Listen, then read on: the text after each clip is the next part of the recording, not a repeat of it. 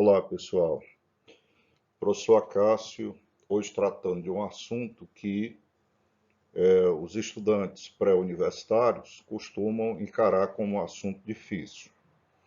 Vou fazer uma proposta para vocês, tá? Nós vamos apresentar esse mini curso numa série de mais ou menos 5, 6 aulas, estourando 6 aulas, tá? E se no final você não tiver aprendido reações orgânicas, eu vou ficar muito impressionado, tá certo? Então, o desafio é: assista todas as aulas, a sequência que eu vou apresentar, parte por parte, que eu vou apresentar exatamente na sequência didática que lhe permitirá aprender o assunto. E no final você vai ver que isso não é difícil, tá certo? E aí você vai me escrever e vai, se Deus quiser, me dar os parabéns, porque eu consegui lhe ensinar um assunto que é tido como difícil, mas quando eu estou ensinando, com todo respeito aos demais professores, tem muita gente boa nesse assunto, realmente o pessoal nunca encarou como algo difícil assim, tá bom? Pessoal, para que aconteça uma reação química, primeiro teremos que ter a quebra de ligações. Imagine que isso aqui represente uma molécula de uma determinada substância. Então, o primeiro passo é quebrar ligações químicas, que vocês já sabem, aprender no estudo da fisicoquímica, da cinética, que tem que haver choque entre as moléculas para que as ligações se quebrem e depois se reorganizem de tal maneira a formar uma nova substância. Pois bem, essa quebra de ligação é o que nós chamamos de cisão. Cisão que pode ser do tipo homolítica ou heterolítica.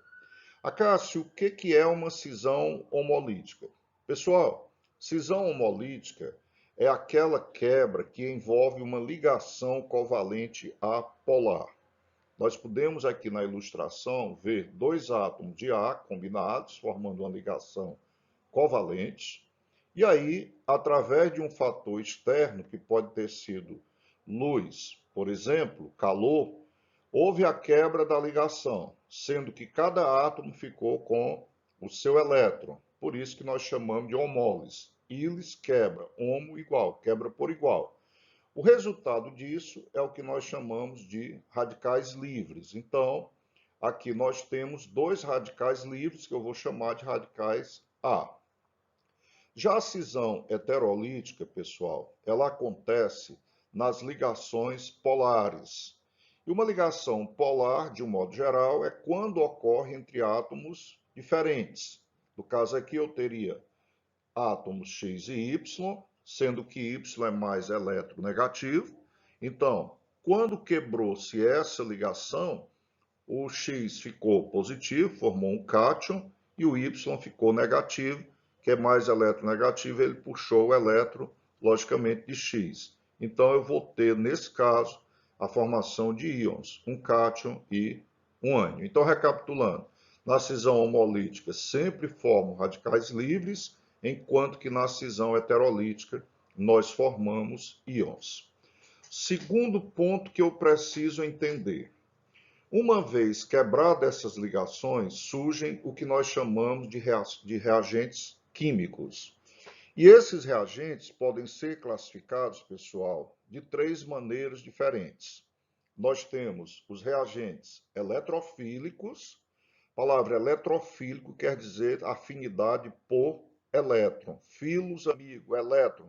Então, amigos de elétrons. Para que um reagente goste de elétron, ele precisa ser deficiente de elétrons. Essa deficiência nós costumamos representar com uma carga positiva. Então, esse E mais representa, no caso, o eletrófilo. Sendo assim, pessoal, nós podemos dizer que os reagentes eletrofílicos, no caso, eles são ácido de Lewis. Por quê? Porque ácido de Lewis é toda espécie química deficiente de elétrons. Como é que eu posso mostrar essa deficiência? Eu posso mostrar essa deficiência, por exemplo, num composto como o trifluoreto de boro, onde você observa que o boro, que no caso é uma exceção à teoria do octeto, ele ficou estável com 2, 4, 6 elétrons. Portanto, ele ainda pode receber um par de elétrons.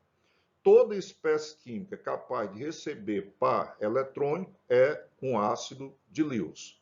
Outra forma de representar os ácidos de Lewis ou reagentes eletrofílicos são os cátions. Aqui eu coloquei o cátion alumínio e o cátion H+, que nós chamamos de próton.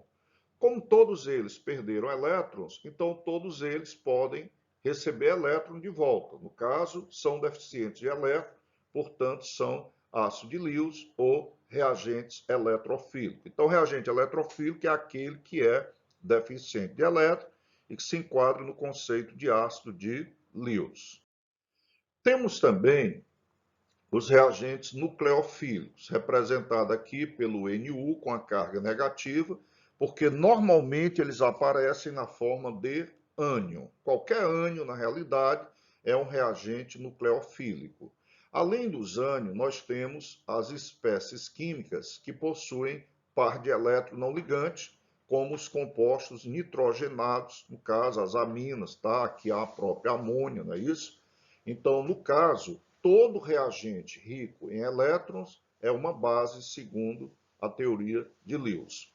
Então, os reagentes nucleofílicos, podemos identificá-los assim: ou aparecem na forma de ânion, ou aparecem, ou então eles têm um par de elétron não ligante. Cuidado que às vezes esse par de elétron não ligante, ele pode não aparecer, mas aí você vai pensar no seguinte: o nitrogênio tem 5 elétrons na última camada, para ficar estável ele precisa fazer 3 ligações, não é isso? E no caso, fazendo 3 ligações, lhe sobra um par de elétrons, que nós chamamos de par não ligante, e isso vai dar o caráter básico à espécie, e, portanto, se é uma base de Lewis, é um reagente nucleofílico. E por último, pessoal, nós temos os reagentes radicalares. Que são reagentes radicalares? Reagentes radicalares, pessoal, são todos aqueles que aparecem na forma de grupos, tá certo?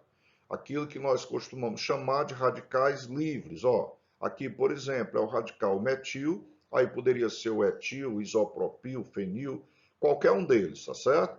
Aqui é o radical hidrogênio e aqui é o radical cloro. Cuidado que radical não tem carga, radical é neutro. O que caracteriza o radical é ter um ou mais elétrons. Uma observação, pessoal. Aqui HCl aquoso, reagente, e aqui o propeno, que é o substrato, e esse HCl aqui não existe, tá certo? Ele apareceu aí do nada. Então me faça um favor, ó, risque, despreze esse HCl aqui, que ele realmente não faz parte dessa equação química, ok? Muito bem. Tipos de reações. Pessoal, nós temos aqui, como você pode observar inicialmente, uma reação em que eu tinha A ligado ao carbono, ok? Reagindo com BX, e agora quem aparece ligado ao carbono é o B. Que foi que aconteceu, pessoal? A substituição de A por B. E aí, esse A que saiu daqui se ligou com X, formando AX. Isso aqui caracteriza uma reação de substituição. Vamos ao exemplo. Eu tinha um hidrocarboneto na presença de luz ultravioleta.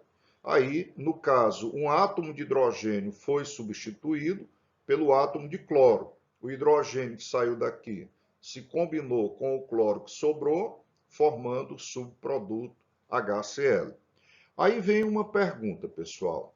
Acácio, eu não poderia tirar o hidrogênio desse carbono da ponta, de um ou do outro? Pessoal, tudo bem, até que pode, tá?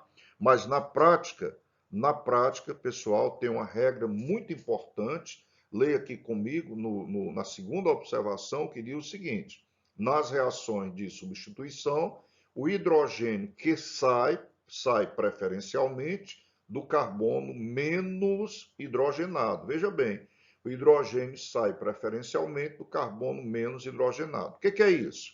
Esse carbono tem 3 hidrogênios, esse tem 3, esse aqui tem 2. Portanto, o hidrogênio saiu desse carbono que é o menos hidrogenado. E aí nós temos uma observação, pessoal. Toda reação que ocorre nos alcanos, essa reação, pessoal, é uma reação de substituição chamada de radicalar. Por quê? Quando o reagente, no caso é o Cl2, ataca o alcano, ele vai na forma de reagente radicalar. Por quê? Porque ele sofreu uma cisão homolítica. Opa, pessoal, reações de substituição no anel benzênico. A primeira coisa que eu tenho que chamar a atenção é que toda reação de substituição que acontece no anel benzênico, ela é de substituição eletrofílica. Acácio, por que ela é eletrofílica? Porque quando ocorrer a quebra de ligação aqui, pessoal, vai ser uma quebra heterolítica. Por exemplo, no caso aqui do Cl2, vai quebrar de tal maneira que um cloro fica positivo e o outro cloro fica negativo. O cloro que fica negativo, ele vai lá e arranca o hidrogênio. E o cloro positivo se liga ao anel benzênico. Como você pode perceber nessa reação que é chamada de halogenação. Acaso, por que é o positivo que ataca o benzeno? Pessoal, o benzeno, devido ao fenômeno da ressonância, os elétrons estão distribuídos por todo o anel. Sendo assim, cada carbono desse é rico em elétrons e, portanto, atrai a espécie que tem carga positiva, que nós já classificamos como eletrófilo. As duas próximas reações, elas seguem o mesmo critério, são reações de substituição eletrofílica. Mas como é que acontece essa reação? Veja bem, nós vamos ter uma quebra de ligação aqui, ó, onde o OH fica negativo e o nitrogênio fica positivo. Essa quebra se dá assim, pessoal, porque o oxigênio é mais eletronegativo do que o nitrogênio. Quando quebrar aqui, eu gerei hidroxila, OH-, que vai captar o hidrogênio para formar H2O. E sobrou exatamente NO2, com N positivo. Esse nitrogênio positivo formou o grupo nitrato, não é isso?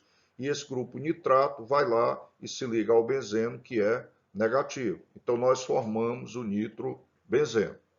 A reação com o ácido sulfúrico, pessoal, que é chamada de sulfonação, porque se trata da reação com ácido sulfúrico, o mecanismo é idêntico ao que aconteceu no ácido nítrico, na nitração. Isso aqui eu chamo de nitração, porque a reação é com o ácido nítrico. Vamos ter a quebra da ligação aqui, ó, bem aqui assim, onde eu estou passando o mouse, não é isso?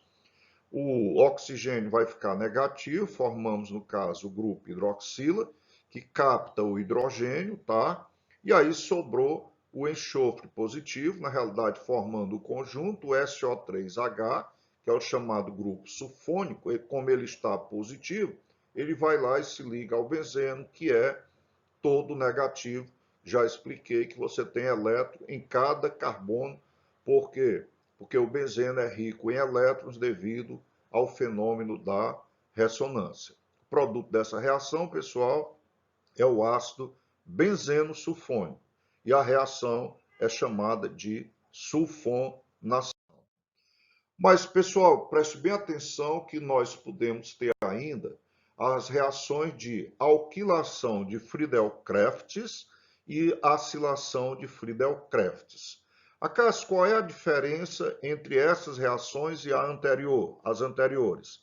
É que, nesse caso, quando fala de alquilação, a introdução de um grupo alquila no anel benzênico, no caso, o metil.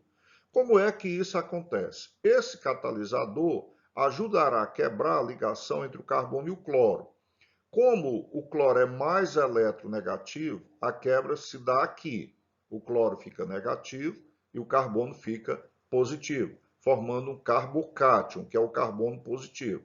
O cloro negativo vai lá e pega o UH+, que forma o HCl.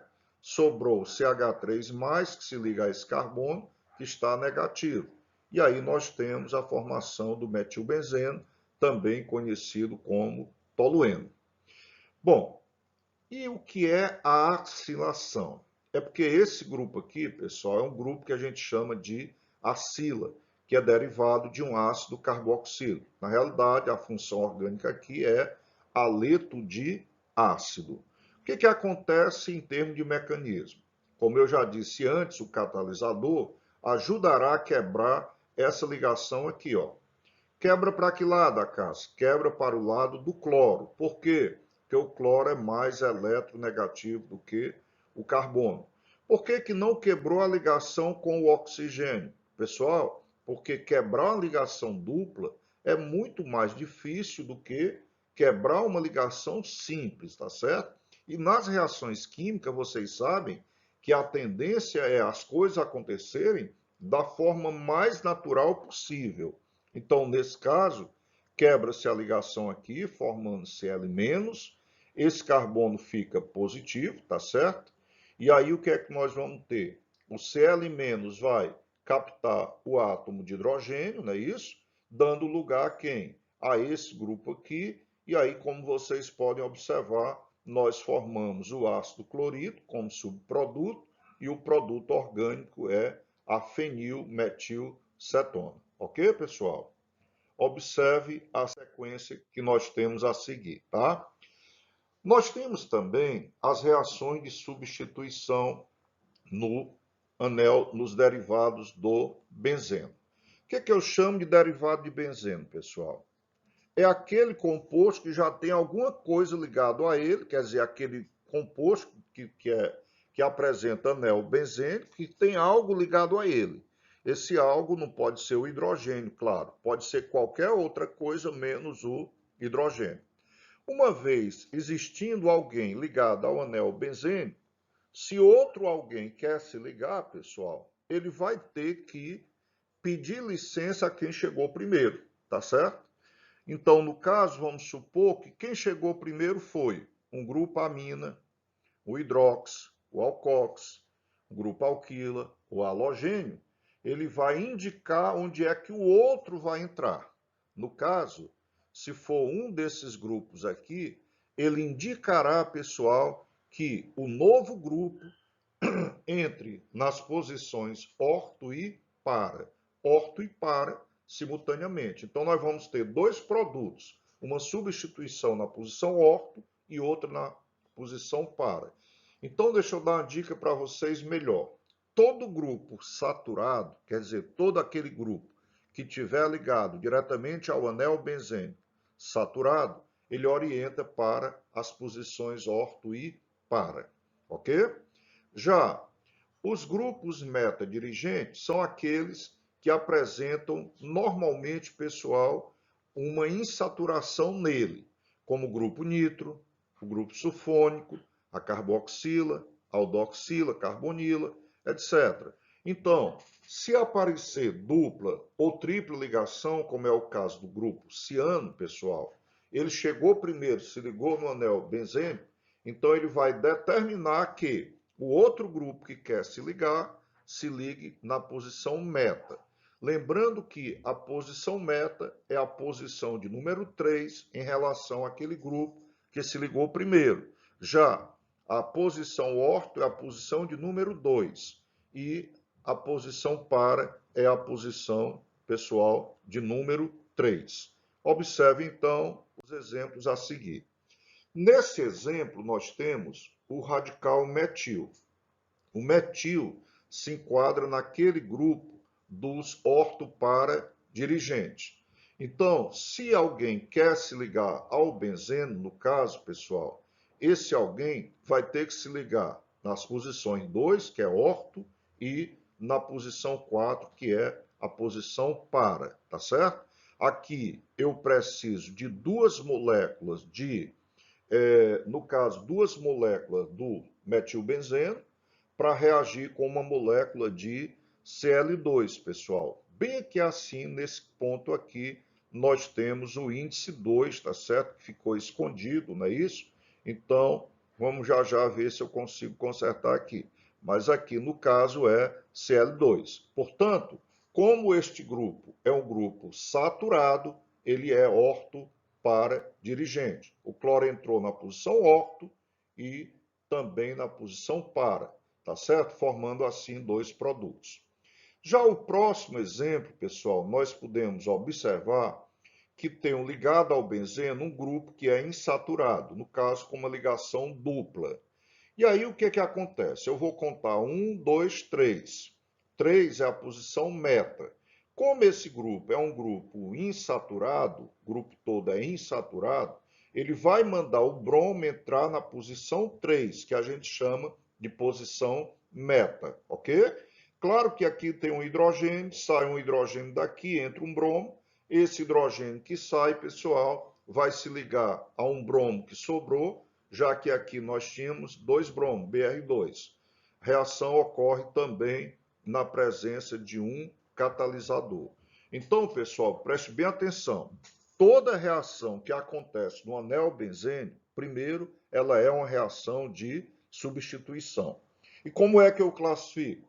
É uma reação de substituição de natureza eletrofílica, pessoal. Ok, turma?